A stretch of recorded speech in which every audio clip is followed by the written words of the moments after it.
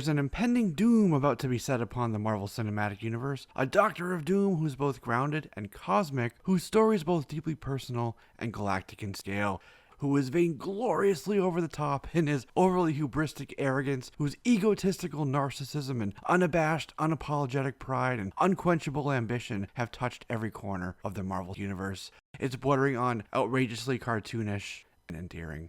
First appearing in 1962's Fantastic Four #5 by Stan Lee and Jack Kirby, Victor Von Doom immediately became not only intimately intertwined with the Fantastic Four story, but quickly became one of the greatest comic book villains of all time.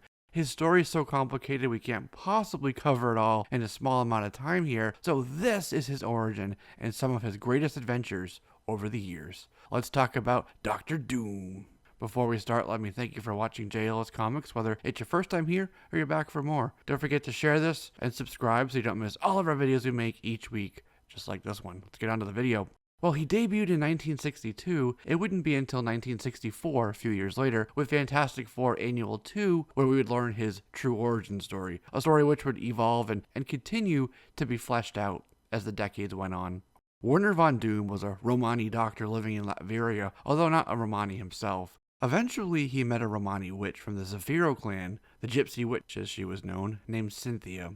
They wed in a village near Hasenstadt and had a son together named Victor. Cynthia had made a deal with Mephisto to get revenge on a baron for persecuting her people for practicing magic, but the deal went horribly wrong and she ended up killing all the kids in town, along with most other people. She renounced her powers, was stabbed after being chased into the woods, and died soon thereafter. On a cold, frigid Balkan night, Werner fled with his son Victor. Sadly, in the cold embrace of his father's protection, Werner didn't make it through the frigid night, but his son, now alone, survived. Later, the name Hasenstadt was changed to Doomstadt in honor of his fallen mother. Anyhow, Victor knew it was Mephisto's fault that his mother died, and so he sought out all of the knowledge of science and the mystic arts, with his ultimate goal being to bring her back, and she would much later on. But also, in Marvel Superheroes #20, we learn that he fell in love with a girl named Valeria during these early years. Eventually, he went to college in New York on a scholarship, and it was here that he met Reed Richards and Ben Grimm. In the science lab at school, Victor was working on a device that would free his mother from Mephisto, but the machine malfunctioned despite Reed's warnings and exploded in his face, scarring him, and thus beginning his lifelong obsession with his flaws. He also blamed Reed for this happening to him. But this was a small scar, and as Jack Kirby says, he's a perfectionist, so anything less than perfect drove him mad. In Fantastic Four Annual 2, we learned that Victor left his school and went on a world tour, picking up the arts of all these different civilizations as he went along. He met some Tibetan monks at a monastery who magically forged him a new suit of armor. Doom would continue to upgrade and enhance his armor as time went on, giving him many skills and abilities over the years. Fantastic Four 278, another retelling of his origin by John Byrne, adds another layer to this story, where yes, he did go to the monks to make his new armor, damage his face in the lab explosion at school, but it was a scar, and when he went to put on the armor, he horribly disfigured himself. This story is a classic story of imperfection and insecurity and body dysmorphia disorder, BDD. Victor, newly suited and powered up, returned to Latveria and took over the entire country. He became a king and a kind king to his people, but ruthless elsewhere, and sought to use Latveria's military and financial and technological resources to take over the entire world. In his first appearance, Fantastic Four #5, Doom ran into the Fantastic Four and thus, chronologically at least, began his long-running feud with the team right from the start. In that issue, he took Sue Storm, who's an invisible woman, hostage, and they went back in time to the 17th century to steal Merlin's stones. The Fantastic Four sunk the stones in the sea so Doom wouldn't get them.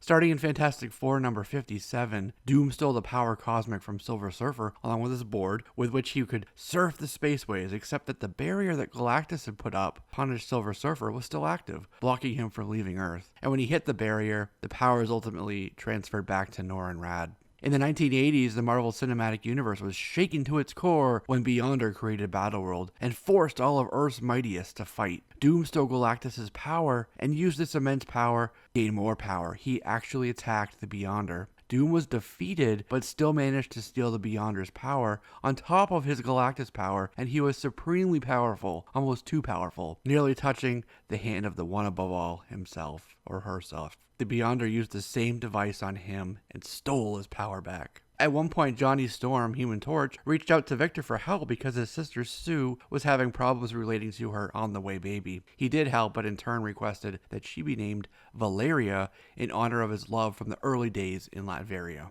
In the third volume of Fantastic Four with issue 67, Doom makes a hellish pact with some demons where he's granted dark magic powers and actually makes an entire suit out of Valeria's skin. It's really dark. With his new evil powers, he captured the Sorcerer Supreme, Dr. Strange, trapped Franklin Richards in hell, and then captured and tortured the rest. Dr. Strange was able to project his astral form to Reed so he could free everyone, but it also sent Doom spiraling to hell as he said, "I'm sorry." Later, back on Earth, Doom joined up with the Dark Cabal. It was Hood, Loki, the White Queen Emma Frost, Green Goblin, and Namor. It was a battle that involved Morgan Le Fay and the Dark Avengers, where he used his time cube for some time-traveling adventures. It was a wild story, but speaking of time travel, later we learned that Doom had been trained in magic and dark arts by the Marquis of Death, this immortal, homicidal master of time and space named, well, Clyde.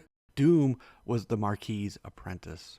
So then later he created an upgraded destroyer armor for himself and used it to fight Thor, but, well, the battery for this armor ran out.